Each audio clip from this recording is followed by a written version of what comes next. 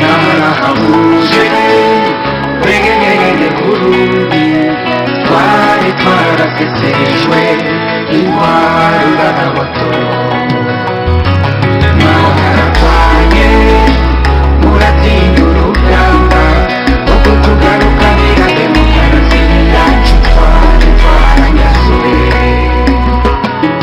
Nshuti bagenzi mukunda mukongera mugakurikirana ibiganiro bitunganywa n'ishirahamwe ryanyu Renape Burundi rikabicisha kuri radio isanzwe iyikukira ariyo radio Réveil la voix de la justice. Twonge kubaramutsa tubipfuza n'ikaze mu kiganiro kidasanzwe aho turi kumwe n'umutumire uwo nawe suyundi ni Francis Rohero yamenyekanye mu mwaka wa 2020 aho yari yitoje nk'uwigenga avuye muri Mouvement Orange.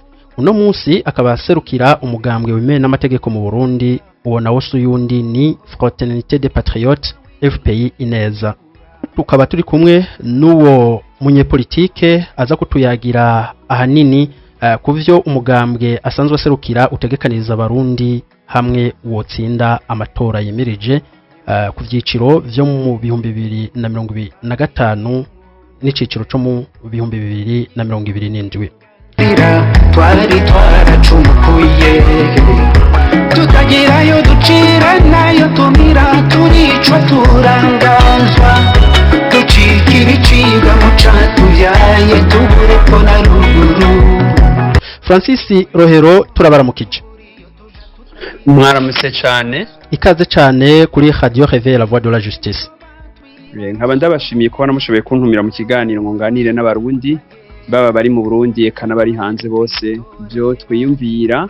Uvuze ngo ivyo dutegekanye ngo mu gihe utwosinda amatora, ariko siko twe tuvyibaza gusa. Umugambwe ntugira icumaze kuko utsinda amatora wacu wipfuza kwigisha abarundi, gucisha abarundi ubwenge kugira ngo batahure ingene ivy'igihugu bitunganywa. Ivyo rero naho wowe utaraje ku butegetsi ni ibintu bisanzwe ushobora kubandanya ugira, na cane cane mu vyo twabuze ari inyigisho z'ukuri za politike. Ico tukaba tugishira imbere, nibaza ko tuza kubiganira. Murakoze. Urakoze cyane kuri iyo ndangura kintu utanze.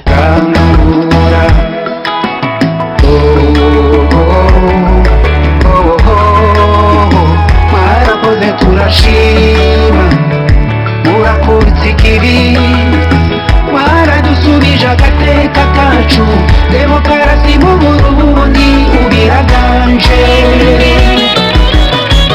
Tugiye ko nk'umujyi w'igisahira reka tuguha ijambo ugire ko utubwira Francis Rohero ninde.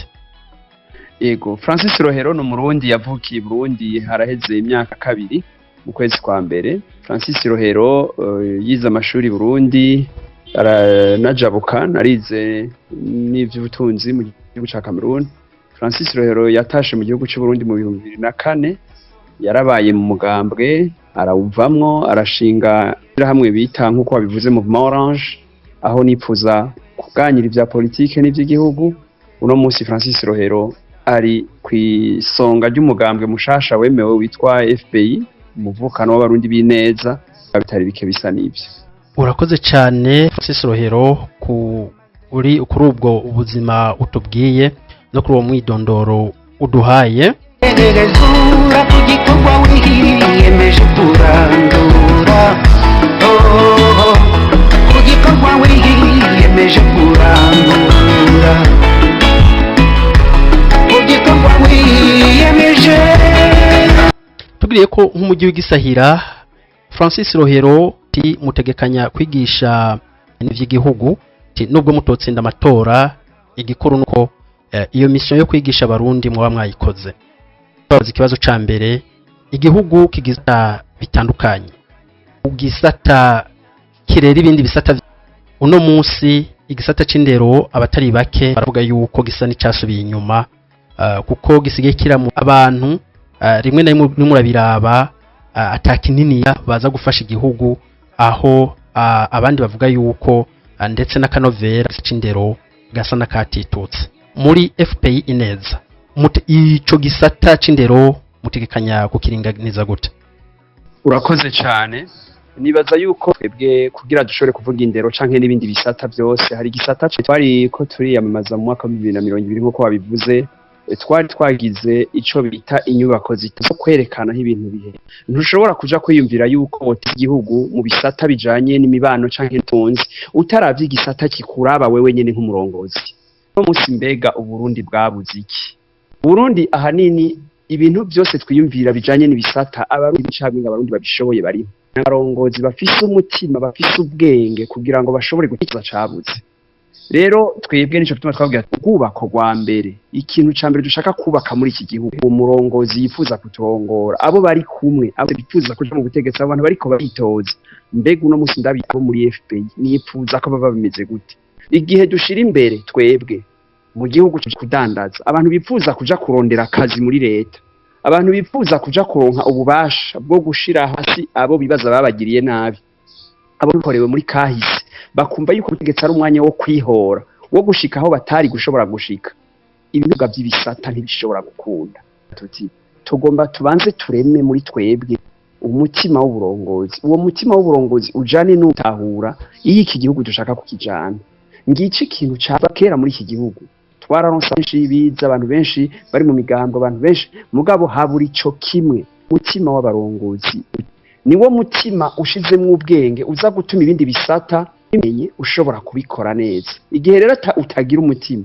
yuko ibikujana kubutegetsi gusa ari amafaranga kubaka amazu kudandaza ibintu byose ugasanga abategetsi nibo babidandaza ibintu byose ugasanga nibo babikora ugushaka kwabo ivyo bindi byose twiyumvira vy'indero by'ibindi byose bishoboka nico gituma ugubako rwa mbere twebwe turiko turubaka uno musi muri FPI abo kumwe bose ni kubatahuza mbega turafise umutima mu Kirundi hariho amajambo atatu asigura neza urugero rwa leader rw'uburongozi bwiza twe twifuza tubishe amajambo atatu y'Ikirundi kandi afise icavuga muri kahise cy'iki gihugu mu mico bwa mbere nico bita ubugabo Kirundi kubasigura umuntu afise ububasha ubushobozi ni wa muntu akunda ibikorwa ashobora kuba afise igisharara akumva yuko ari kararondera ira yumva yuko arondera ko ivyo akora byose biba byiza bikabera byiza abandi ivyo afise n'ivyo agira mu Kirundi bamwise umugabo niko bagira bati arafise ivyo afise arakora yararimye yaroroye yarakora ibi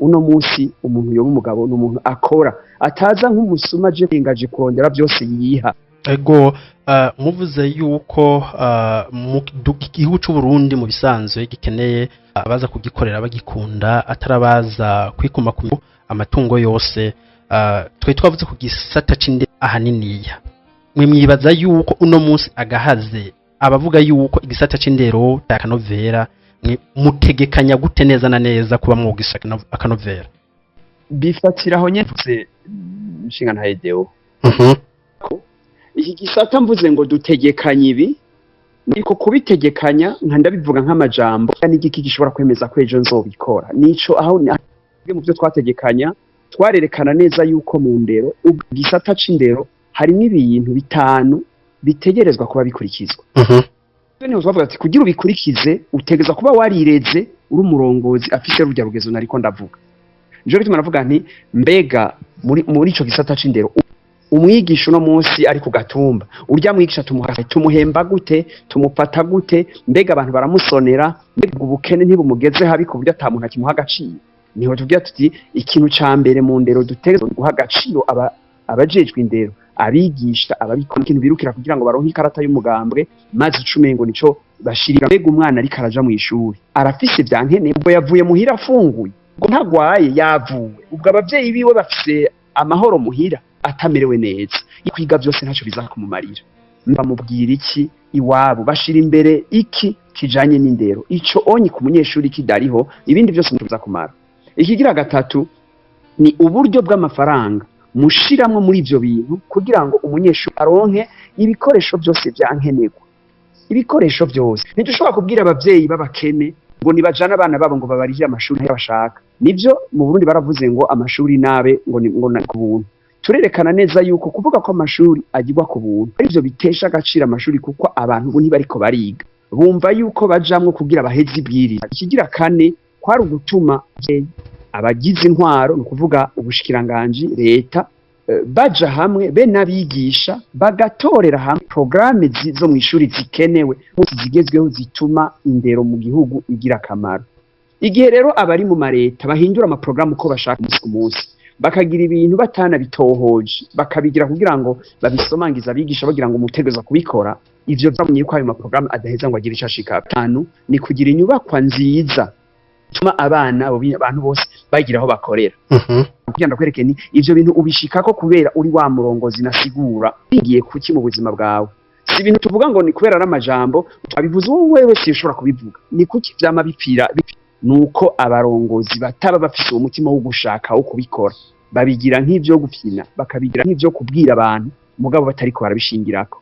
Nico tera yuko twebwe twerekana ko amahera yo kwiga mu cyo gisata ategerezwa kuba ari ku rugero rutuma abo bantu bose biga. Nerekana n'ingene abanyeshuri dutegereza kumvisha yuko internet ziteza kugaruka. Ntidushobora kubwira abanyeshuri b'iki gihugu imiryango ikenye ngo bige bataha ngo twiyumvire ko ejo bazogira umwimbo, aho umwana w'uno munsi ari cyo bibliothèque adashobora gusoma, adashobora kumenya ikintu kigeze, akumva yuko ari gusimbira mu gitondo mu ishuri agabatashe saa sita. Ivyo yobuti biri rero mu bitandukanye twe twerekana yuko kugira indero ituyigereko. Ivyo ni kuva mu rwego rwo hasi. Ugiye rero mu rwego rwo hejuru mashuri yisumbuye ukaje no muri kaminuza irerekana gose ko investissement muri ico gisata yasubiye hasi. Iyo investissement ntishobora kugira higera iyo ibisata bigwiza umwimbu bizana amahera mu gihugu bitunganye. Amashuri acakogwa nk'uko mengo nivyo dukora byo gukako. Ico gisata rero twebwe tugifata twumvise ko kiva kuri wa mutima w'umurongozi ashaka kazoza keza k'igihugu ku bana bacu, mugabo kugwiza umwimbu kugira ngo babigisha bahembe neza kumwe navuga, abafate neza, abakingire mu mategeko n'ibindi byose bifuza, abaho ubuzima b'abana bave muhira bafunguye bamerewe neza kubera imiryango yabo yifashe neza. Uno musi Theodore Revenu mu gihugu mu miryango iri barundi baronka ico bita revenu mu mwaka. Ubuzima bwabo bari munsi imiryango irera abana bafise amagara meza bashobora kuja kwishuri kuva mu gitondo gushika mu mugoroba bumva ko ari byo bitayeho.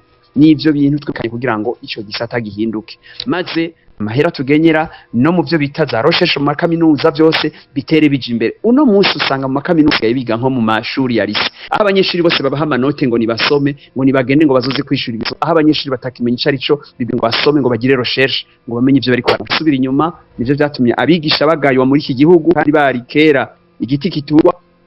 Nivyo byatumye twumva yuko ugushira imbere amahera kw'abantu kubabwira amashuri ntaca kimaze. Aho tugeze uno munsi mu gihugu cacu abarongozi bubahuka kuvuga riva ngo amashuri ntaca maze, bazi neza ko ibintu byose bigisima iyo miduga bagiramwo ntiyofata fire badakoresheje ama equation. Ijya misozi bamanuka mu miduga, iyo miduga yabo ntishobora kuhamanuka ibiharuro bidakoze. Ivyo ngo byizo ndimi bagaya na kimwe cy'iterambere dushaka kugira ko kuko ibintu byose by'ubwenge mu isi byanditswe mu zindi ndimi bitari kirundi. Tuzobishikira gute tubimenye gute? Dushaka kuvuga ivyongereza, tuvuga ibifaransa, bishinwa, tuvuga izo ndimi zose zivugwa ku isi tuzinonosore. Ariko Francis Rohero tugushimire kuri iyo analyse ugize muco utanze. Uravuze yuko indero nziza ahanini iva ku buzima bwiza abana babayemo mu miryango iwabo. Ubundi ariko kimwe kunzwe ahanini abene igihugu n'ubworozi. Kuva amashuri yashingwa mu Burundi des ingénieurs agronomes bagiye mu makaminuza, abandi bava mu ntuza mu école technique. Ariko no munsi tumwe turabiraba mwotubwira yuko ahanini igituma igisata c'uburimyi n'ubworozi kitajya ku rugero rwiza koko kubyumva yuko tuvuga tuti abarundi barabayeho mu buzima bwiza ari uko gufungurirwa kw'abana n'ibindi bibe biri ku rugero rwiza, ko tuzi atamwaka universities bundi zitaramura abize muri ico gisata. Ni gikiba ahanini kugira igisata cy'inuza c'uburimyi n'ubworozi kiza gutanga ya magara meza kuri abo bana. Ubwa mbere kuba twararamuye abagoronome benshi muri iki gihugu n'amayinite yakoze ni ikintu gikomeye cyane. Kenshi muri ayo mashuri yaramuye abagoronome twabifashijemo n'ibihugu bitandukanye byafashije Burundi birashiraho faculté d'agronomie muri Université y'u Burundi. Uno munsi hariho n'amayuniversité atandukanye yashizeho iyo faculté kuko bumva yuko akamaro ifite akamayo abavyiga bigafite n'abarimyi. Mugabo icabuze ni iki ni kimwe nahera ko kare gihe abarongozi b'igihugu badashira esima muri ico gisata, uwo mwigisha uwo muntu yazivye y'uburimyi acaheza agakora iki? Ariko kandi urimo uraraba hariho abandi bigenga basanzwe bakora muri ivyo bisata. Turashaka gutanga nk'uburorero bw'uwitwa Mbonankira Charles amaze kwandikisha amateka muri ivyo bisata mwaka wa 6. Mugo ugasanga hariho abandi bavuye mu makaminuza bagenda no kugira ama stage mu mirima yiwe. nibaza ko ari ugutandukanya umurundi wese n'ubu atoba yaragiye mu ishuri ashize imbuto ibiharage kuzimu arimbura. Ico tuba tuvuga iyo tuvuze abize iby'indimo batandukanye butuma abarimyi bashobora kubikoresha ko ubu ishahari ashobora na kapitale yiwe amahera ashiramo kugira bikore none arashobora kugaburira igihugu c'abantu miliyoni 13 ekayi arishaka ry'abantu ugushobora gushiramo imitari itabwo gushobora kugira programme politike zijanye n'ico kintu aho bahamagara aba investisseurs b'abarundi canke n'abava mu mahanga bakaza mu gihugu kugira ivyo bintu babikore. Ivyo rero kuvuga ko ari bo bagiye kurima bo bazana ubuhinga ubushakashatsi butuma ico gisata gitera imbere abandi bantu nk'aba acteurs bagishiramwe amafaranga hama umurundi canke agakoresha imashini bamuzanye zitandukanye no kumenya urugero gose aho rutandukaniye. Ego aho nyene mu muti leta ishizemo amafaranga hama abo bahinga bagatwarayo ubumenyi. Kaminuza y'u Burundi iri muri kaminuza za mbere ariko no musi tumwe turaraba uza gusanga hageze yaho baza kugira amfonse y'amamemoire uza gusanga rimwe na rimwe n'abagenda kugira ubwo bushakashatsi baza kubugira muri ibikorwa bya vyakozwe n'abantu batigeze baca ku ntebe y'ishuri. Si kubera ngo no biturumare nkuko ukoresheje ijoro ryama. Kaminuza y'u Burundi ifise uburyo buhe ihabwa na leta bwo gutuma yoyo yorema imirima mu gihugu cyose ngo ivyikorere. Irega naho bihagaze. Abigisha baza kaminuza bafise amadoktora canke bafise amametrize muri bimwe navuga ko leta itegerezwa kwemeza kugira ngo materiel didactique iboneke. So kuvuga yuko abo bigisha bafite kurima itomati hirya no hino imirima yabo yite nka buntu ngo niyo bigishiriza ko abanyeshuri. Ubundi byari bisanzwe cyane ko abanyeshuri baza kaminuza baja kugira amarosheshe yabo mu bikorwa mu gihugu. N'abarundi bose ama entreprise akorwa n'abarundi ivyo nta kibazo na kimwe biteye. Ikibazo ni gihe leta itembesisa muri ico gisata ngo ayo makaminuza ashobore kugira nk'akarorero kaminuza y'u Burundi ifise ibibanza binini yinya irafise amatongo ugiye mu ntara ya Cankuzo irafise y'amatongo none iyo idashobora n'ubu unye guhemba neza abakozi bayo canke ngo isaye ushobora kugira ivyo bintu. Ivyo rero biva mu amareta niyo atanga uburyo akamenya ati muri recherche jo igihe nariko ndiyamaza mu 2005 narekanye ko ku mwaka kushira n'imiburiburi ibice 3% by'amahera ikoresha muri recherche ku miliyari zishobora gushika 5 uvuga uti nibahe amakaminuza ishobore kurima ishobore gukora ivyo bintu bize biraduga bitera bizoshike ku bice 10 kwijana bingavuga atwara leta ivyo atavyitayeho university ayiha gusa amahera yo guhemba bigisha no gukora dukenyi bishoboka wumva ivyo bo bikora gute bigarukira hamwe nakubwira. Ariko kandi gaho nyene murabisigwe neza mukavuga muti amahera yo kugira ama recherche imirima ya makaminuza kugira abashe kugiriramo ubushakashatsi. Tumwe turaraba neza igitigiri kinini ya c'abana biga amakaminuza cyane cyane kaminuza za leta usanga ari abana bava mu miryango ya ruguru aho usanga n'abavyeyi babo ahanini ya batunzwe n'isuka. Uyu munsi ushaka guhura n'umuntu yahejeje kwiga ibijanye n'ivy'uburimyi n'ubworozi atemberana avuga ati ndimo ndarondera akazi ndashomereye ariko agenda inyuma aho yavukiye muri ya mirima ya papa wiwe na mama ukaza gusanga uko bari makera niko na nuno munsi bakirima kandi bafise umwana yize ivy'uburimyi n'ubworozi. Mwe mwibaza yuko ikibazo ari aho baza kugirira ubwo bushakashatsi cyangwa ikibazo ni imyumvire yabiga mu makaminuza bataratahura yuko umuntu yiga ikintu kugira agende kugishira mu ngiro cyane ivyo bihera kuri kimwe twavugako kuko ivyo bya politike abantu ntibagira imyumvire kubera bayikuye kwibarabara ibihugu nibo bazana iyo myumvire mu gihugu nibo batuma mu mashuri ama programme yose turiko turakurikiza no musi aja mu mashuri azanwa n'abanyapolitike abarongoye ibihugu. Iyo rero bigisha abana babumvisha yuko iyo babumbishije ko batoye ikarata y'umugambwe bazoca babaha nibi ntimubona ko mu makaminuza hakomeye imigwi y'ugwaruka bw'imigambwe itwara nabo bantu babigisha ko kuba mu mugambwe twara bizobaho ububasha bwo kugaba abandi no kubagenderako. Abo banyeshuri umbo gutahura gute iyo myumvire twariko turavuga. Iyo usanga abanyeshuri bariko barasa n'abagowe uno munsi umengo nabatamwe ngo kugira ngo babashingireko wumva ivyo bintu uri kuravuga bo bikira gute byose bigaruka muri ya politike. Niyo navuga nti ingene abarongozi b'igihugu bigisha abanyagihugu babo nivyo bizana ivyo. Igihe umunyeshuri yigishijwe yuko kwiga bimuha ikibanza gusa muri politike bimuha ikibanza cyo kuja imbere ivyo bintu ashaka kubitahura. Igihe hariho des investissements nivyo bituma ivyo bintu abantu babyiga bagatahura yuko ikizobaha amahigwe atari umugambi ikizobaha amahigwe atari kuronka ubuzima mu leta mugabo ari kurema ivyo bintu bishoboka duca tuja kure. wavuze ati imiryango yacu iri mu bukene, mbega uno munsi ni banke yihe mu Burundi? Nk'akarorero jewe ndaza abanyeshuri benshi basaba n'ideni ry'amahera makenyi bakababwira ngo zana uwubishinga, bafite na kimwe bishingishwako.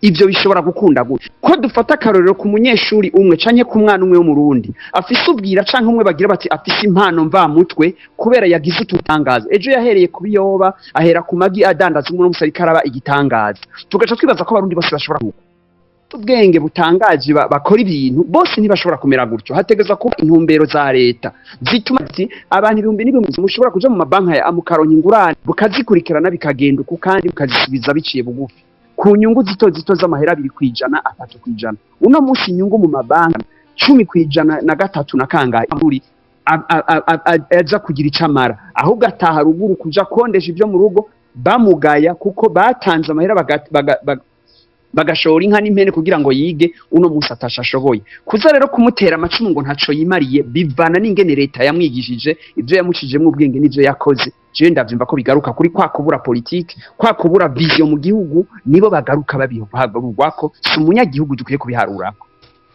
Okay, urakoze kuri tugaruke ku gisata ntuza c'ubutare n'agataka.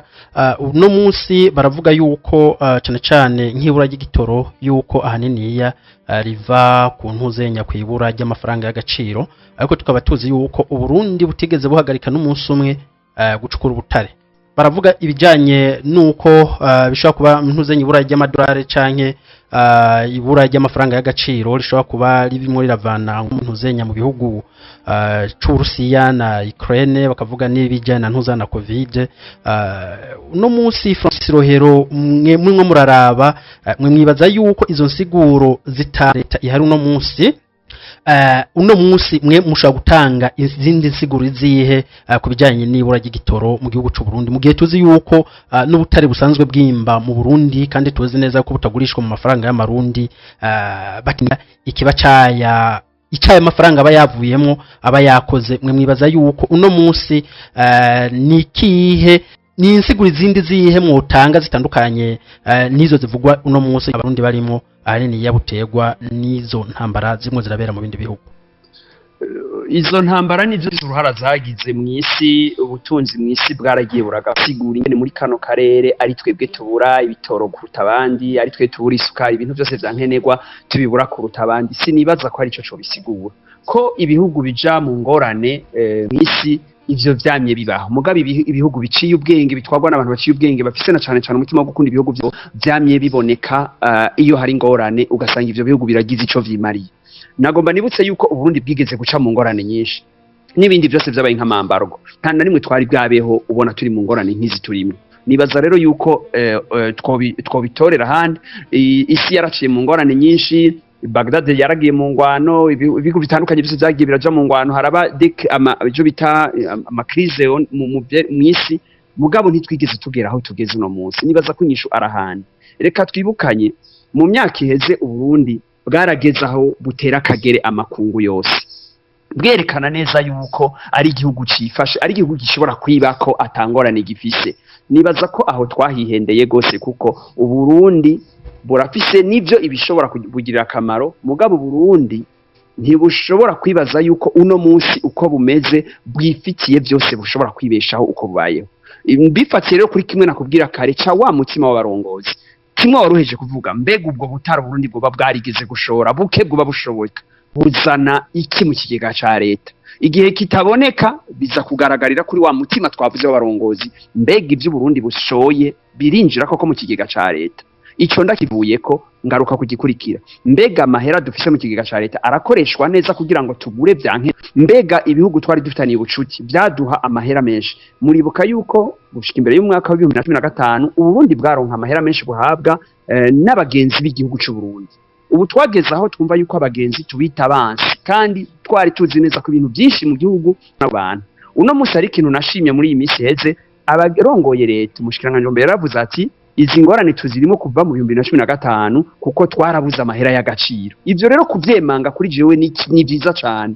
Iyo uzi rero yuko byabaye, ubugira kabiri ufata intumbero yo kubikosora. Uburundi butegerezwa kunga ubucuti n'amakungu kunga ubucuti n'ibihugu byose tukareka kwitana ba mwana, ahubwo igihugu cyose tuzi ko kidufitiye akamaro tukunga ubucuti arico kidufasha kikakizana mu migabane yose yo kwisi mu bihugu bitandukanye. Ico dutegeza kugikora, ico bita une bonne coopération de développement, dutegeza kubikora.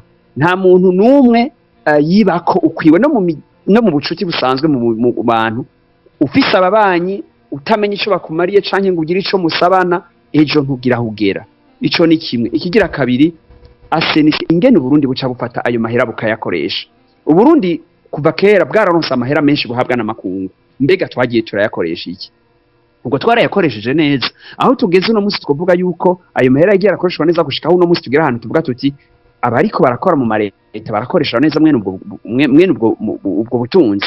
Ivyo byose biza bigarukira ngaho onye. Tugeze rero aho uno munsi usanga tudafise amahera y'agaciro kavyubaho tukabivuga, aho twiyugarira ko imipaka n'ibihugu bidukikije, aho kumva yuko abari muri ivyo bihugu bakenera ibiri wacu ngo baze babigure mu madolari no mu mahera y'iwabo, akenshi usanga afise agaciro kurusha y'iwacu, ukamengo biratunezereza kungari, ukamengo n'ubuhizi.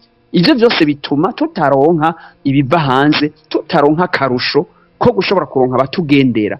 Uburundi uno munsi usanga butariko burateza imbere cyane ibisata byinshi byinjiza amahera, nk'ivyo byose bijanye na tourisme, bijanye n'urudandazwa mamakungu n'ibindi byose usanga tutabishira imbere. Tuvuga gusa uko abarundi boja gusenga bakaja ku kivi cabo gusa. Ivyo rero ntibishobora gutuma ubutunzi bw'igihugu bwifata neza. Ico rero je nashira imbere nagira nti ni dushuro gusubiza iyo cooperation, tuganyire neza n'amakungu, hanyuma ibihugu bibanyi dukorane neza. Ivyo bintu rero byinshi dukeneye biva mu makungu tuba tubizi.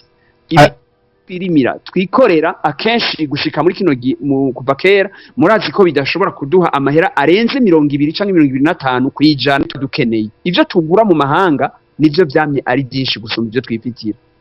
Mugabo biba bitera isoni iyo nivyo twahora dushoboye kwiha ubu tutakibishobora. Iyo uburimyi bwahora busahiriza no kugira bugaburira abantu, uno munsi usanga bugenerwa mu mahera ya leta 7% y'amahera ya leta, mu gihe twibuka yuko mu myaka 1990 ishira 2000 wasanga bagenyera muri ico gisata amahera yababa 25% muri mwene ivyo bisata. Ivyo rero vyerekana yuko urudandazwa rwagiye rusubira inyuma, ugaca usanga n'ibintu byinshi vyaduha amahera y'agaciro mu myaka iheze nk'akawa, icayi n'ibindi byose umengo vyarasubiye inyuma kuko atawubari ko aravyitaho. Bigaruka hamwe n'ababwira, mbega umutima w'abarongozi ubwenge bwabo buba buriko buratuma ivyo bintu bikorwa ku neza y'abarundi twese, canke babishiramwe gusubuhizi bwo kwerekana ko bafise imigwi ikomeye yabo yonyene. Naco bigarukira ni kuri kimwe na hera kodeo. Tudashoboye gutuma abarongozi bacu batahura ivyo bintu ngo bumve ko bafise umutima wo kubishiraho, bagashira imbere gusa ibibagirira akamaro, ugasanga mu mabiju no munsi muri biju ya leta tugeraho uko baba bayiharuye kose usanga 71% y'amahera yayo aje mu byo bita fonctionnement, ugasanga ibija muri investissement ni bike cyane bitandukanye n'ingene twari tubayeho mu myaka y'imbere yaho. Ivyo rero ntibishobora gutuma ivyo bisata bari kuravuga ngo by'ubutare by'ivyo tugura hanze ntibishobora gutuma bitera imbere. Icambere no munsi bakwiye kugira no guca bugufi bagasubizaho imigenderanire myiza n'amakungu, ayo makungu agasubira agafasha Burundi kuko niba vyemere ko ari bisanzwe. Ibihugu byose nibitunze gutsumbya ibindi byose vyama bifise aho bikura yifuza, aho bigira ico birondera, kandi nibaza yuko tutahaciye nejo tuzoba turi mu bukene gusumbya no munsi. Ndakubaza akabazo gatoya Francis imbere yuko ja ku yindi point. Uravuga yuko Burundi buteza guca bugufi kugira igenderanire itegezwe kubandanya hagati y'u Burundi n'amakungu. Ibihugu bimwe bimwe cyane muri usanga nk'ibihugu byo muri Afrika bifasha vyo usanga rimwe na rimwe bishaka yuko n'ibintu bijanye n'itunganywa ry'intwaro usanga bishaka yuko bigira mu kuboko, ugasanga avuga bati uyu naje ko uyu nave ko uyu naje ko uyu nave ko. Nibaza yuko kuja kusubira kubafukamira kugira imigenderanire ngo bandanye neza bashoboye gufasha Burundi nkuko vyari bisanzwe yuko ari byo bishobora gutuma igihugu cy'u Burundi gitera imbere, kuko tuzi neza yuko Burundi n'imbere y'umwaka wa 2015 aho hari hatanguye ijya crise yabaye y'intuze nyama manifestation bwe busanzwe bufashwa. Waza yuko inyuma ya 2015 yuko Burundi bwaye buteye ku imbere ku rugero runini ya gusumba ahubwo bwo babugeze no munsi. Mvuze guca bugufi deo simba mvuze gupfukamira makungu, nibaza ko hari ibintu tudafata neza. umuntu avuze guca bugufi iyo uciye ubwenge icyo urondera mu buzima bwawe ku isi birashobora kuguteza imbere ukaganira n'amakungu uhagaze neza uzi neza icyo urondera kandi ukagishikako bitavuze kuri gupfukamira amakungu. Ibyo bavuga ngo gupfukamira amakungu biva n'ubwenge bw'abarongozi aho babugera no gutahura icyo bariko bararondera. Jewe mu byo maze imisi yuko ijunja ry'igihugu ntiriva ku bwishime no ku bitutsi ushobora gutuka abandi, biva ku kugenewe wifuza gufata abanyagihugu bawe. Aho biva niho bihera. Kuba tuvuga yuko ibihugu nk'ibi by'iwacu bikenyeranyiranye n'amakungu yose, isi yose turakeneraniye, dushobora n'umunsi kubaho nk'agati kawaga. Nimba dufite icyo dukeneye kiva mu Buyapani, kiva mu Bushinwa, kiva muri Amerika cyangwa ivi Buraya, kuganira n'abo bantu nk'abantu bafite ubwenge birakenewe. Kuvuga yuko tuja kubapfukamira sivyo na gato. Biva mu mutima w'abantu ingene bavyumva. Ego nivyo hariho abanyafrika bibaza ko ari mu bukini, umuzungu icyo ababwiye cyose baca bacemera uko onye. Mugabo twese turazi abenshi abantu bagize ko bariko barakorana n'amakungu neza kandi biyubahiriza. Ivyo rero biva kuri bo ingene babifata. Hanini yagaragaye neza yuko nk'imfashanyo zari zigenewe Burundi zahagaritswe mu mwaka wa 2015 2016 yuko ahanini bari ntuza yayo makungu yarafise ivyo asaba cyane cyane kubijanye n'ikiringo biti ca gatatu c'umukuru w'igihugu, aho bo bari bafise aho bahagaze, Burundi nabwo bukaba bufise aho bwari buhagaze. Mwibaza yuko bari bakwiye yuko bavuga bati uko amakungu avyiyumvira bariko bigenda bashireho bakeneye yuko babashirira kugira izo mfashanyo zibandanye. Ivyo nibaza yuko nivyo amakungu canke nibaza yuko ivyo ari kubifata abarundi bose suba ko n'abantu bava hanze bashobora kubishingirako ni ibintu bisanzwe. Ico gihe rero haba hasigaye yuko uwo muntu arongoye igihugu akoresha n'umutima wiwe kugira ngo atahuze ayo makungu yuko ivyo bintu yakoze ari vyiza kandi babandanye bamufasha. Nibaza yuko araho igihe azi carondera, igihe yoba yibaza ati mbega mu myaka 10 igihugu canje kubera ikimpeje gukora kizoba kimerewe nabi gusumba, nawe abafise icatora. Nibaza ko kenshi dukunze kubicamwo, mbega bimarira iki umurongozi gushobora gufata manda 2 3 canke 4 azifuje, azi neza ko igihugu cyo mu myaka 10 kizoba gikenye gusumba aho yahaje. Twagwanyira ubutegetsi dushaka kumako burya iba ari inyungu yacu canke umunyamahanga hari ico bimwungura. Mbega igihugu cibura ya gihombiki umurundi atwaye imyaka 100, burya nibo bazungu nibo bahomba canke nitwe duhomba. Nibaza ko hari igihe dushira imbere tuvuga bimwe kubera gashavu, kubera abo twanka tugashaka kubigagamisha kuri bose. Umurundi yunguka iki? Abantu bariko umunyafrika yunguka iki? Abapresident bariko barafata amamanda dahera batwara amamanda 8 vyungura iki Afrika?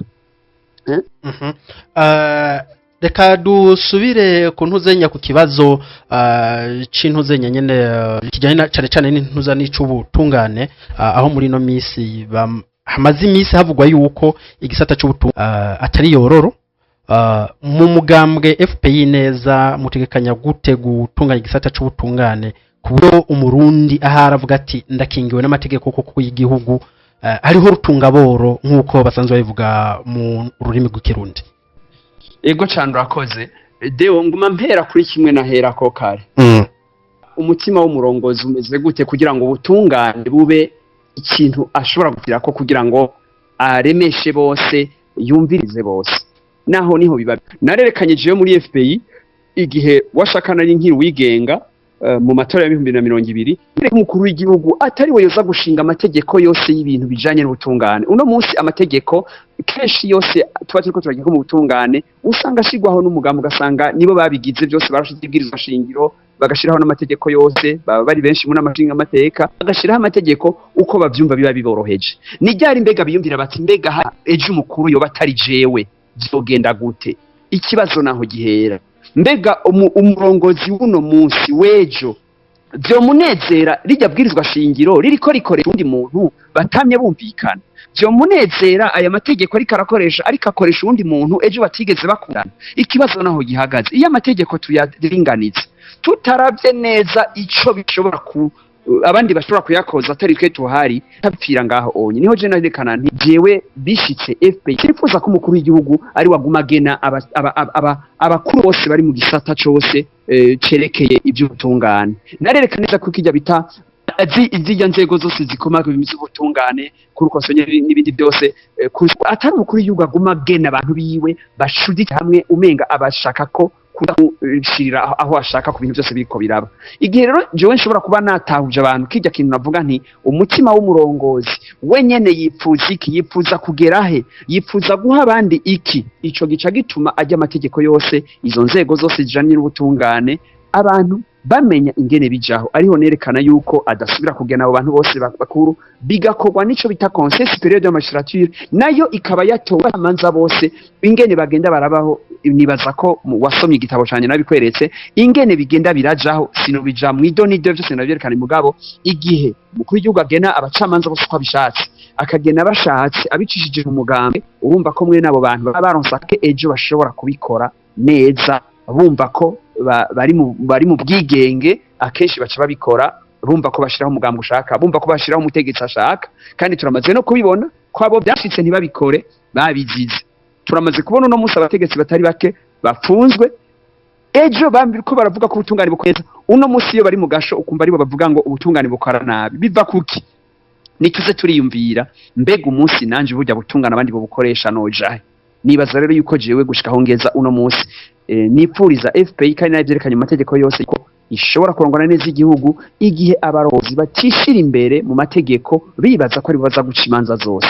Nitureke abantu bizi by'amategeko, abantu batahura ivyo amategeko babikore, tutiriwe turabashira ko inkoni tubereka ivyo bagira, tubabwira ivyo bategereza gukora. Ubutungane bw'u Burundi ejo buzokora, abacamanza, abashingwa manza, abo bose bashikiriza manza bumve yuko babikora banonokewe, basoma ubutungane batariko barakora ivyo nakashaka. Ejo usanga biriko biradu mu gihugu, abana b'igihugu asanga bariko bararira, twese tubona tutagira ico tubamarira. Ni ivyo bisigura ivyo biturire byose biba mu gihugu turiko urabona abantu n'abategetsi basigaye babivuga bakavyiyamiriza, umengo ntibabona aho babihera kubikuraho kuko byabaye nk'ibisa n'ibirinstitutionalize, umengo nibisanzwe, mu gihe abantu bose bagira bati jewe aha nahagiye kubera nahagiye kubera umugambo wahanshize, ndahagira ivyo nshaka, ntawe ushobora kumpana, ntawe ushobora kugira ica inkozi. Ivyo rero dutegerezwa kubikuraho. Ni ibintu bibi cyane mu gihugu, birasubiza inyuma igihugu. Ibisata byose burya bishingiye ku butungane. Aba bantu bose twavuga kare ngo abagwiza tunga badashobora kuzi iwacu, aba bantu b'abarundi bamwe mu bariko baragwiza tunga usanga bashoboye kurenganywa, ejo ntibashobora kugira ico bavuga. Nuko uzibona benshi barahunze igihugu bagenda gukorera mu bindi bihugu aho bashobora gufatwa neza gusumba iwabo, ni kubera ubutungane butaba bwifashe neza. Ego Francis Rohero, ku kibazo nyine c'ubutungane, kuko ni kibazo tuvuga yuko ari nka colonne vertebrale y'igihugu.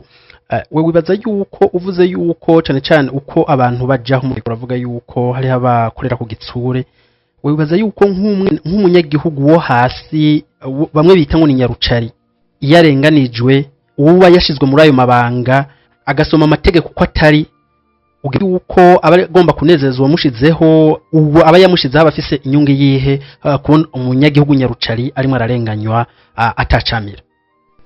Ubivuze neza. None biva kuri wa mutima, iyo kuva hejuru abantu baza barashigwaho barabiye umugambwe wabo, bagashigwaho baravye impunzi, none urya haja abafise umutima uwe muga kandi uwo nyene aba hari uko biri kose. Ntitwibaza yuko ivya barimo arakorera bene igihugu bato barimo arabikora kugira ahimbaze umugambwe wamusizeho canke uwundi wari we wese mu mugambwe baramurungitse. Nivyo ndiko nakubwira. Muto wo kugatumba ashigwaho nande, ashigwaho kwikomini, ashigwaho n'undi wo hejuru, ashigwaho n'ubushikiranganje igihugu. Igihe abantu bose bagenda barashigwaho mwene uko onye kubera bashigikiye umugambi, kubera bakoriwe umugambi, wumva yuko gushika hasi bose babifata gute? Erega ivyo birabwiririkana.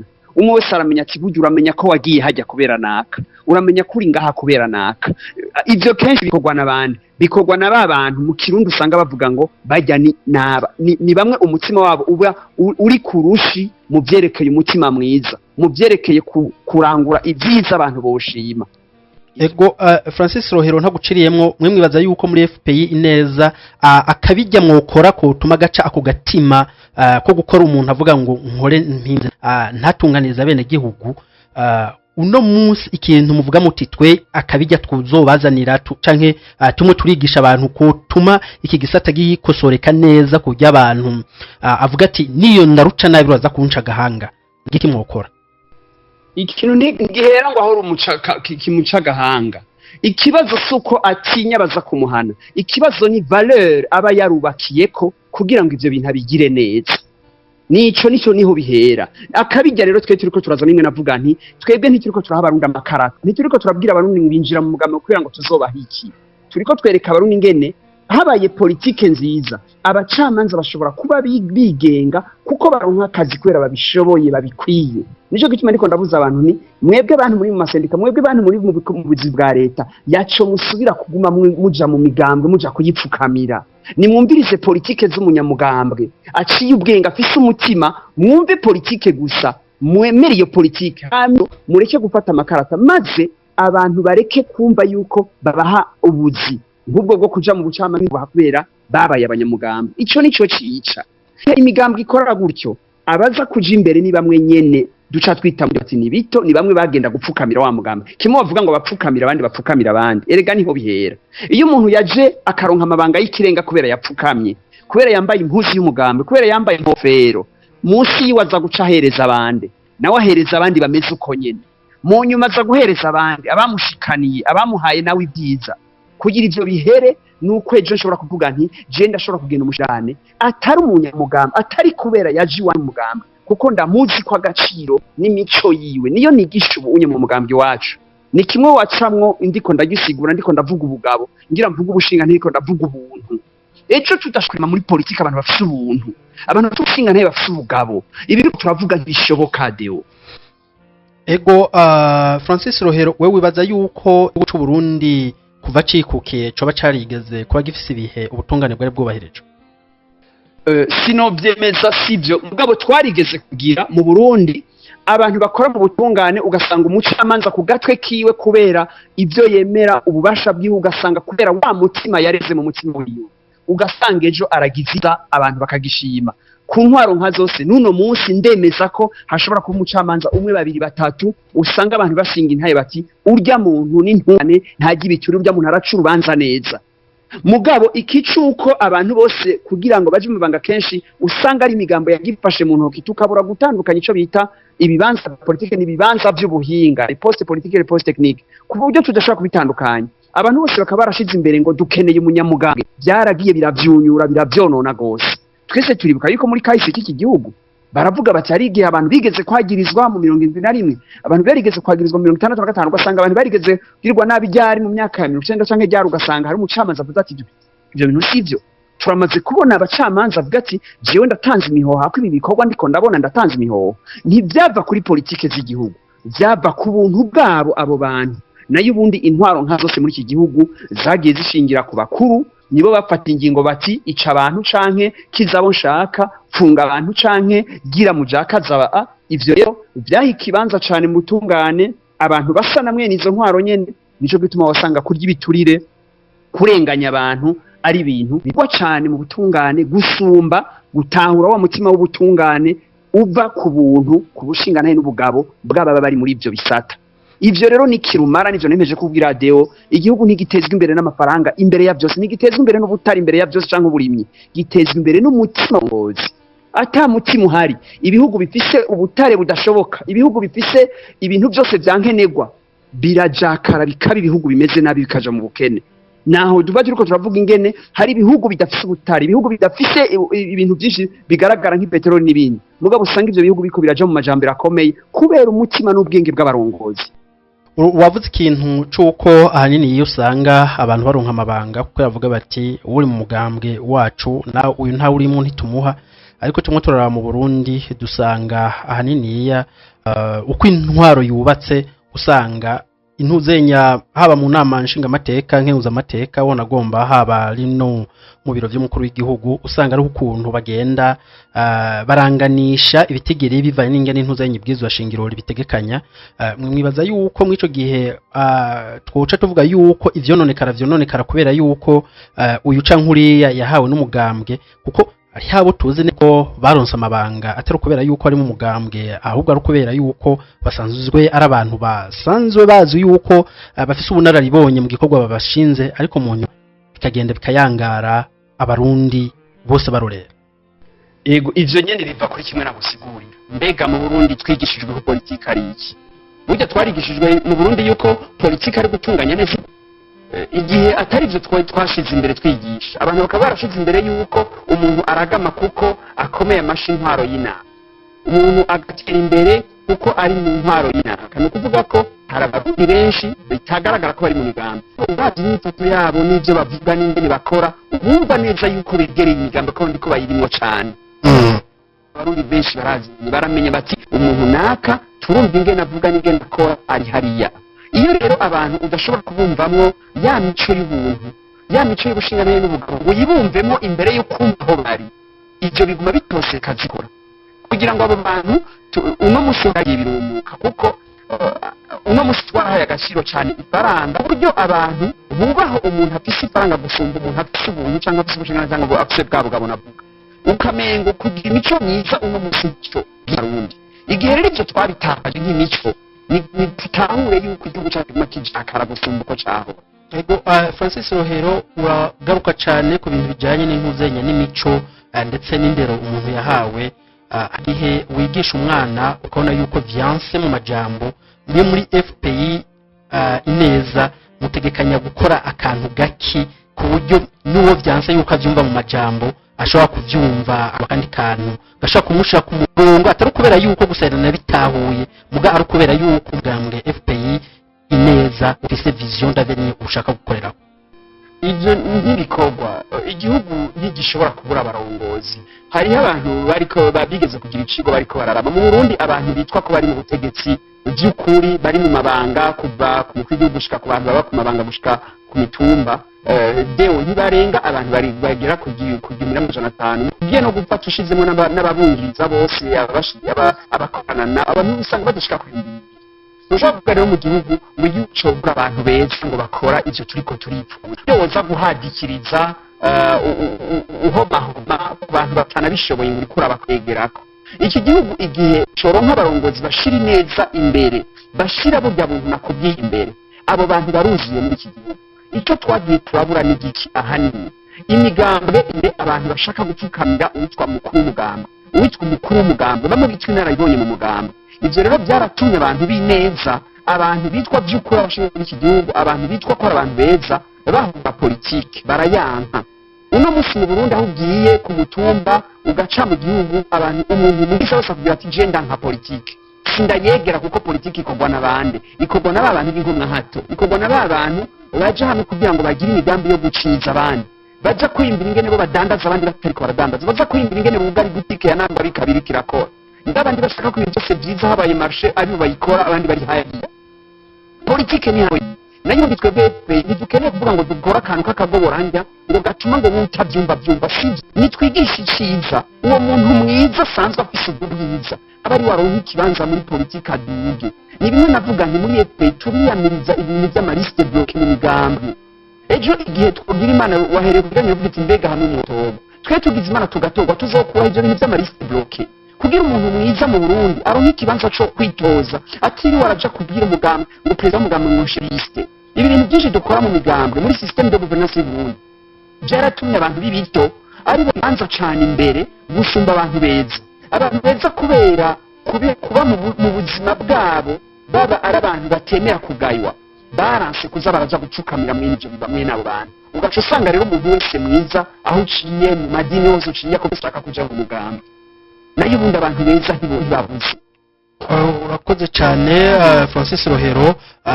akabazo kazi imbere gato imbere yuko tuca dusozera ikiganiro na kabazo hanini yagahagaze ku bikunda hanini ya gutosekaza ubumwe bw'abarundi ikibazo cy'ubwoko gisanzwe kino mu ibwizo shingiro umugambwe FPI ineza mutegekanya kurandurana n'imizi ikibazo cy'ubwoko canke injyano imijyane ikunda gushinga hanini ya kuntuza ku bwoko bitegekanya kubikura gute ubwa mbere ndemeza neza yuko gushikaho haba amasezerano y'Arusha yabaye kuri twebwe nk'ikibando ciza umuntu agendana ubumuga yitwa Burundi yari yarabayemo akaronka ikibando kumva yuko abari bashamiranye mu myaka yose bubahuka bakemeza bati n'ukuri twaramenje twarakoreranye nabi reka dushobore guca bugufi tuhoyahoye kugira dushobore kubana ico cari intambwe mugabo nicari iherezo FPI itegekanye iki igihe twoshobora gutunganya neza ko igihugu cy'u Burundi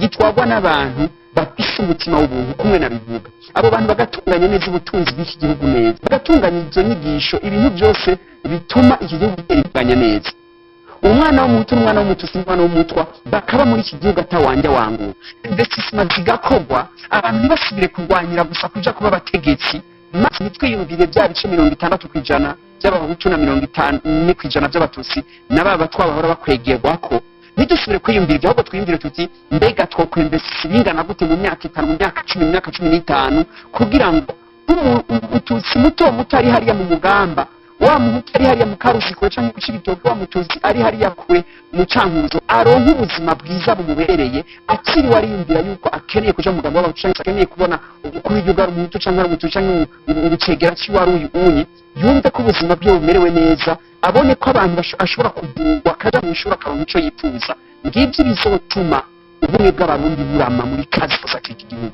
jewe ndemeza neza yuko FP ishoboye kurema abo bantu mvuga atari na FP gusa ko ibimvuga ibi twebwe twigisha n'itsa FP tubyigisha umurundi wese igihe ejo dushobora gushika ahantu umuntu arongora iki gihugu yumva ati je sindakirongoye kundi umuhutu sindakirongoye kundi umutusi sindakirongoye sindosha amabanga kuko mva ngaha bayampaye kuko mfise ubuntu kuko marira abarundi ico gihe abarundi miliyoni 13-15 tuba tugeze kandi 20 aho tuba tugeze bazibaho bumva yuko mu buzima bwabo baronka iteka kuko ari abantu ego urabisiguye neza twekeza ku musozo w'iki kiganiro turacari kuri ivyo nyene tuvuga tuti injyane hanini yazahagaze ku vy'amoko ni gute vyogwanywa ukavuga uti hamwe umurundi wese mu butandukane bwabo busanga ivyo bakeneye byose bashaka kubironka kugera n'igihe baza gusanga ivyo vy'injyane ivy'intuzenya vyo kwiyibuka yuko ndi umuhutu ndi umututsi ndi umutwa usanga abana vyibagiye kuko haniniya bikunda gutegwa n'abagomba kubitamisha kugira baronke ico bashikako Francis Rohero mu mugambwe FPI ineza kugerekerezo rya 20 ukwezi kwa 12 umwaka w'2021 umugusevere waratanze cegeranyo imbere y'inama nkenguzamateka na nshinga mateka bikoranye mu Kigobe bemeza yuko mu mwaka w'igihumbi kimwe amajana 972 igihumbi kimwe amajana 973 habaye ibikorwa vy'ihonyabwoko ku bwoko bw'abahutu ndetse n'ibindi vyaha vyibasira agateka kazina muntu vyakorewe abo mu bundi bwoko cyane cyane abatwa n'abatutsi umugambwe FPI ineza ico kibazo mutegekanya kuba mwokivana mu nzira gute kuko abagikoze na none munsi ntibaragihanirwa Ego cyane urakoze ubwa mbere jewe mba nifuza yuko igihe mvuga bajya abantu ndiko ndavuga bafise ubuntu bafise ubushinga ntaye mugabo abo bantu bafise uwo mutima igihe boje imbere sinibaza ko intwaro izokwitirirwa naka ngo abariwe abatiza ibyaha byakozwe muri iki gihugu igihe iki gihugu cyariko gitwagwa n'abatutsi baremeza yuko abatutsi aribo bahohotewe gusa uno musigirwa bitwagwa n'abahutu ukamenga abahutu nibo bashikwereka ko abahutu aribo bahohotewe naco bitwungura je sinipfuza kwejo bemeza yuko nagiriwe nabi kuko ndabivuze kuko ndi umuhutu nonezerwa ejo abarundi kubera tumaze kubahaza iteka ry'ibyiza by'ubuzima bwabo abaribo bavuga bati n'ukuri jewe ndazi mwene wacu yakoze iki ndazi naka yakoze iki ico gihe tuba turiko turagira aho tuva naho tuja uno musi kugira ngo intwaro bivanye n'ububasha ifise bw'amategeko n'ibindi byose aribo biri ububasha bwo kuvuga ngo umwasi ni naka ngo umukunzi ni naka ivyo bintu ntaco bitwungura kuba jewe uno musi Francis n'umuhutu nemeza ngashimangira ngo abatutsi batugiriye nabi kuko ndabivuze ndi umuhutu ntaco binyungura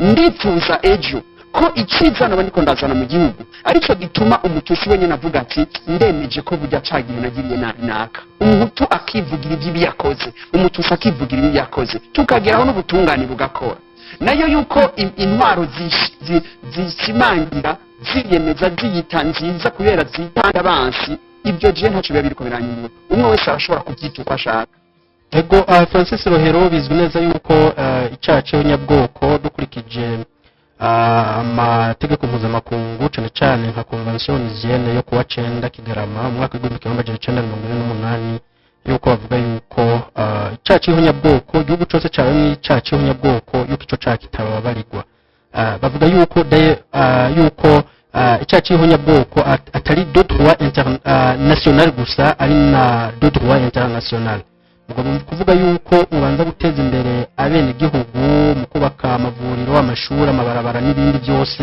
n'ibyo bakeneye byose ku buryo icyo kibazo kizoza kwigwa ko mu nyuma abarundi babanje gutera imbere oya de mu nyuma nakweretse urugezo dutegerezwa kugera gutungane kugira ngo ejo umuntu aturongoye wese bibanye n'ububegito bwiwe ntacaye bari wadusomangiza wicahani nakayagigize ngo umwiza yari naka ntidushobora kubigerako uno munsi mbega jewe ngo muri FPI ni izihe nyigisho nzoba ndiko ndatanga kugira ngo ngere mu rugezo aho nibyo novuga bijanye n'ubutungane ejo n'abatutsi bavuge bati bijyavuze n'ukuri igihe uri kubivuga basomangiza abo mudasangiye ubwoko abo mudasangiye umugambi basomangiza ibyo ushaka ngo nukutwara ivyo bihumba bijogerahe kugira ngo tugeraho ubutungane bushobora gukora neza kuri kimwe navuga ko amategeko ashobora gukora kuko washizeho abantu bigenga ivyo bintu birigwa rero bigakurikizwa amategeko ico gihe ntibiza gusomwa n'umunyapolitiki ariko naguciriyemwo Francis Rohero umugwi severe ugizwe n'abahutu n'abatutsi bose muri rusange n'amankenguza amateka n'anshinga amateka igizwe n'ubwoko butandukanye twavuga yuko ari ubwoko buwuhe bundi canke umunyamugambwe uyuwuhe wundi ashaka gusumangiza ubundi bwoko kuri ico caha kijanye n'ihonyabwoko yatwara muri izo nzego hari abahutu n'abatutsi ni kuki batari bavyemeje bakurikira ivy'umurongozi avuze uvuga iki kuba bari abahutu n'abatutsi sico kibazo ndaba nti mbega barongorokewe ku buryo bashobora gutuma ivyo bintu ubutungane bwabo bashiraho bunonoke mu rundi wese kumva ati ibyo bavuze turabishingiye ko twese turavyemeye ngici co shaka kumva ko abantu bumva kwintwaro uno munsi twotwagwa n'abatwa nibo baca baza kwemeza bati kubera twe dutwara turabatwa ariko dufite inguvu nitwe twemeje ibyo dushaka abahutu n'abatutsi nimwe muri hasi ngici kintu ushaka ko abantu bumva kugira ngo ejo ibintu turiko turavuga muri iki gihugu nitubere nk'ahandi hose umengo ubutwara niba ashaka kugira ubutungane ubwo butungane aburabira kuri we ico ashaka nico gicaho nibyo ndiko ndavuga nti reka tuduze amategeko reka tuduze imbere muri iki gihugu uko tumerewe uno munsi sinoza kubesha umuntu ngo bukeye ngo FPR ngo yagiye ku butegetsi ngo icitanga definition nshasha y'ibyabaye mu Burundi bwawe bigito nyene nkuko jewe nshaka kwemeza abantu ngo ni je mfise ukuri jewe Francis na FPR sibyo nifuza shaka ko tudugana abantu uno munsi jewe ndiho ndewe turiko turavugana mu mwaka wa 2024 mbega umurundi yashaka ubutungane mu 2010 yaraburonse mbega umurundi yabushaka mu 1923 yaraburonse uno munsi jewe nawe niko dushaka yuko tubikora kuvuga mu ijuru nyene mbega icihutirwa niki ni ugusomangizanya uwacumuye n'utacumuye cyangwa uno munsi icihuta uno munsi ni ugushobora gusubiza ubutunzi bw'igihugu bukamererwa neza abantu bakaronka ibyo bafungura tugasubiza abana bacu ku ndero bakamenya icyo ari cyo ubutungane bakamenya icyo ari cyo igihugu abo nibo bashobora byo kuzoca imanza by'ukuri nayo uno munsi kubwira abantu ngo hari inararibonye kuko bafite imishatsi yera ubu beshe ari bwagumye bwuzura muri iki gihugu aho usanga umuntu afite imyaka 80 abesha akabantu bose bakabesha abagabo babiri umuntu n'umututsi bafite imyaka 80 badashobora kumvikana ku kibi cabaye kuri kino gihugu ibyo nibyo dushobora gufatira ko ngo tubwire abantu ngo iki gihugu kirafise aho cogera ngo turashobora kudefinisa ngo abagizeho nyabwoko n'abatagizeho nyabwoko igihe umurundi wese yababaye agira ngo ni je barikoreye jewe narasiguye neza nti sindiko ndarema muri FPR abantu baza kwipfuvya baza kwitwa nibo bakorewe nabi uno munsi nshaka kurema umurindi w'abarongozi baza bumva yuko ikije imbere sibo niko baza kwiyumvira ati mbega abatutsi igihugu abahutu iki gihugu bapfuye batiyahuye byagenze gute ni gute uno munsi twobagirira neza tukabanza tukagaburira hama tukiga by'ukuri iby'ubuzima bwabo mbega bamwe mu bacamanza b'u Burundi uno munsi bashonje bifuza akazi bifuza akamodoka niba ushobora gushingira ko kugira ngo udefinise iby'ubutungane bw'iki gihugu wowe bishobora gute turafise ingorane nyinshi nayo ubundi kuza kumangizanya ngo abahutu nibo beza abatutsi nibo beza umengo tuza kubisigura ngo tubisigurire igihugu ibyo ntaho bizodushikana urashobora kwiha icyo bita conscience facile ngo ubwire ngo abandi ngo banaka nibo bansi mugabo kubihindura ndiko ndavuga nti nituduze umutima w'ubuntu muri iki gihugu tuduze umutima w'ubushinga ntari turema abarongozi beza maze iki gihugu kibanze gishikire ubwo rugero bwo gutangura yuko ubutungane atari byo tuzosomangiza abandi ari byo tuzobaha n'umutima w'ineza nibyo rero ashaka kumvisha nayo ko umuntu wese agira leta akadefinisa ibintu akabiha amazina arabishobora neje abandi bashobora kuza mu nyuma bakayigira ibindi bizoba bimaze ntidukeneye gusomangizanya ibyabaye mu Burundi ahubwo dukeneye kwicara abantu bakabiyaga mu bugwaneza ejo nkumva ko umuhutu muri iki gihugu umututsi yicara agashikiriza ikiri ku mutima atantambamye ataruva ngo yarahunze ngo yarawumowe canke yagize gute umuntu ari mu bwambo uri ku butegetsi canke akabivuga anonokewe nibyo bizotuma ejo jewe nkajiwe na Ruruyoya 22 ni gute uno munsi nshobora kwaduka ngo mvuge ngo nije ndabizi kubera niciye umuvyeyi sije reka tureme politike nziza nibyo bizotuma n'umututsi yari muri ico gihe agira ati ko Francis arongoye igihugu neza ko atari kananje aranyihora ngirira nabi reka nubahuke kuvuga ukuri nshobora kuvuga mugabe igihe naduka ngenda kumwagiriza ndamusomangiza amashaka ko mvuga ukuri kuri mvuga na Ruruyoya ngo nije naribonye reka iki gihugu gije mu rugero rw'ubutungane bukomeye twigisha abantu tubahe nivo yo gutahura ya mavalere navuga ico gihe tuzoshobora kuronka igihugu gitekanye ntidushobora kurema igihugu twama turi mu bushamirane umenga abandi turiko turabagiriza ntibikunda hariyo abatwaye imyaka ngahanye bitwa ngo bari muri prona bibaza ko byose babigira uko bashaka byarabataye kuwa amazi imyaka 30 bahindura bashira abasoda bashaka babigira uko bashaka byarabataye kuwa amazi abandi barakurikiye ibyo bintu sibyo bishobora kubibishu inyishu nuko iki gihugu tugira abarongozi beza bafise umutima bataza kwihora bataza kwiyumvira ibindi bakabanza bakitunganya bagakora bwa butungane bukamera neza ivyo navyo bihera hasi wa mwimbu kiyongera bwa butunzi bukamera neza ivyo bintu byose bikaja ku rugero abantu bagashobora kugira bati mbega by'ukuri ya mico ya mavaleur amaziki natwebwe turabana nico kizotuma ejo umucamanza w'umututsi ashobora gucira imanza umututsi atari ubwoba nico kizotuma n'umuhutu atira urubanza abahutu atagira ubwoba atagira ngo ubutegetsi burambwira ibi nayo ubundi ibyo turiko turagira bituma wa muhutu acira urubanza umututsi bose bacagira ngo reka ngo kubera iki nyene nimuze tuduze urugero rw'uburongozi tuduze umutima wo gutahura ivyo bintu abantu bumviye turiko turava niyo turiko turaja ego Francis Rohero tugukengurukire kuba wafashe akanya ukitaba kino kiganiro tutararangiza iki kiganiro hari kibazo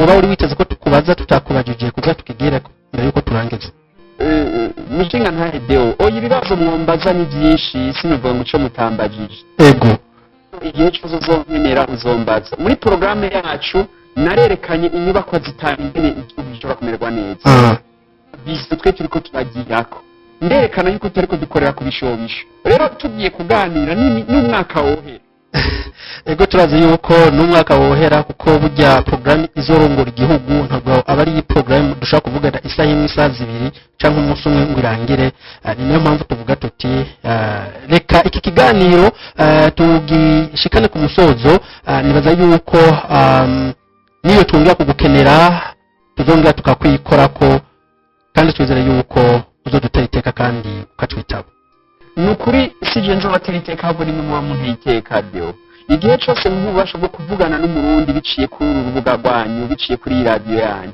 mukama gushobora kuganirira abarundi bose nta by'umunwa nkababwira ico niyumviye muba mumfashije kuba ico nikwita eternel turahera mugabe bitazohera n'aya majambo y'imeza tuvuga kuko mushobora no kuyavuza ntagihari ibi rero nzokwama ndabitaba kugira mu mpiryo teka mu mpuje n'abarundi kandi igihe cyose muzonshakira no mu ndwiza nimwabikenera murampa karyo tuvuge ku bindi bisata uno munsi twavuze ku ndero turavuga ku butungane turavuga no ku by'umwimbu muragaruka ejo tuvugane ku bintu byinshi bijanye na vision kuko je sinshaka yuko ibintu ndiko ndaha abantu tubifatira cyane ngo kubyakozwe na naka kure twereke abarundi vision dushobora kugira ko mu myaka 100 iri imbere tureme umurundi ejo atazosubira kwitwaza abandi barundi bene wabo ngo nabasi nibaho nta murundi ari umwasi wundi mu gihugu dupfa uburyarya dupfa kutabona kure dupfa ubujuju iyo abatwari duciye ubwenge abarundi twokugurura imyango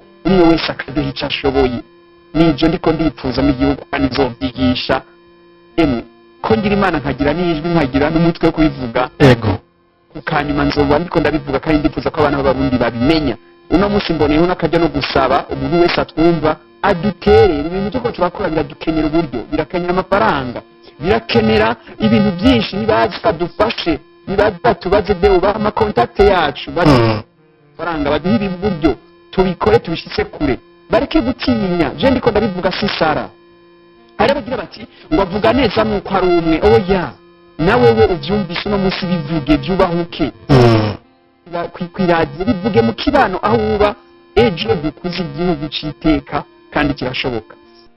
urakoze cyane abamwe baradukurikirana nk'uko mwavyumvise. Reka twuhe uburenganzira bwo kuvuga yuko iki ari igice cya mbere cy'ikiganiro dukoranye na Francis Rohero kuko yamaze kutwemerera yuko iyo twongera kumukenera dushobora kumwikorako. Mwadukurikiranye muri benshi muri mu gihugu hagati no hakurya y'imbibe zacu mu mpande zine z'isi. Wewe wafashe umwanya wo kutwumviza kuva mu ntango no kugera mu mpera z'iki kiganiro, tugushimire tukubwire tuti uri umuhizi. Mwumvise yuko mu mugambwe FPI barakeneye uburyo bwo gukora iyo migambi mwumvise, baranakeneye ndetse n'ivyiyumviro kugira abashe kubikuza neza no kubikwiragiza. Tubaza yuko abamaze kumvise iki kiganiro nimba mwamaze kunyugwa n'ivyo umutumire wacu yabashikirije, murahawe ikaze. Murashobora kuturondera tukabashikiriza nimero yiwe, mugashobora kuzomurondera kugira mu biyage neza. Muri iki kiganiro mwari muteramanye na Prof Domunezero ku Garena pe Burundi. Asigaye Imana ibandanye ibagirira neza. Francis Rohero, tubipfuze kugira umuhingamo mwiza. Yego cyane murakoze kandi nca nibutsa yuko nizo badushikiramwo turiko turitegura amatora mu mwaka uza yazokurikira kugira ngo tureme abarongozi b'iteka bazotwara iki gihugu itekane tugira amahoro. Urakoze cyane ibyo. Murakoze cyane namwe. Hama ukaba nawe hariho uyundi mu bakurikiranye ikiganiro nawe yari afise ivyumviro bihuye n'ivya Francis Rohero canke unagomba binatandukanye. Murashaka kandi kuturondera kugira namwe dushobore kubaha ijambo kugira mushobore gushikiriza uko mubona ibintu, kuko uko tugenda turahanahana ivyiyumviro niko tuzotinda tugera guco abarundi bose muri rusange bipfuza, gutyo tugashobora guteza imbere igihugu cacu. Imana bugira byose ibandanye ibaziga mu byanyu no mu banyu. Murakoze. Imibarwa yose wamaze utubitse umukanda mu nda, ibyagutumye utegegezura ku gikorwa wiyemeje kurangura. Ku gikorwa wiyemeje kurangura. Twibuka iyo twahuye, ujya twubake kazoza keza. Ntiwibagirayo twe bene gihugu twahitiyemwo ntuzewe, tutagira uburenganzira twari twaracumukuye, tutagirayo ducira nayo tumira, turicwa turangazwa, ducika ibicibwa mu catubyaye, tubure ko na ruguru, tubura iyo tuva tubura iyo tuja, tutagira ntagitabara. Abo dukingiye nibo batwiraramwo, batema batongora, bagera ku mboneza twari twitoreye barakindagura, babakurikiza kw'abandi batagira ingano na nyarucarati bagiwe. Abagabo b'injyamunyu mwaca mufata icemezo co guhangana n'izo ngorane, maze mugarukira Uburundi. Imwigeze mutegegezura ku gikorwa mwiyemeje kurangura. Ku gikorwa mwiyemeje kurangura.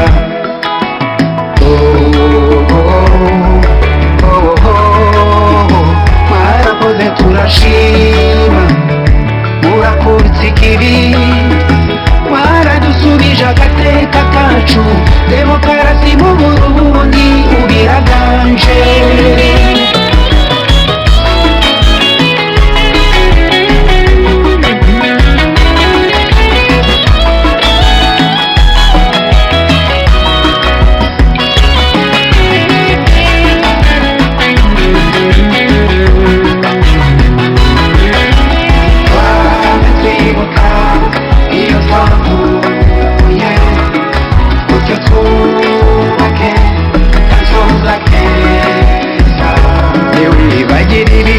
By'amaguma n'amarusho waciye mu ntuzewe, irya myaka yose wamaze wari watanze ubuzima, ntiwibagire wica amajoro warararubunda ibibarwa y'ababose wamaze utubitse umukanda mu nda ntibyagutumye ute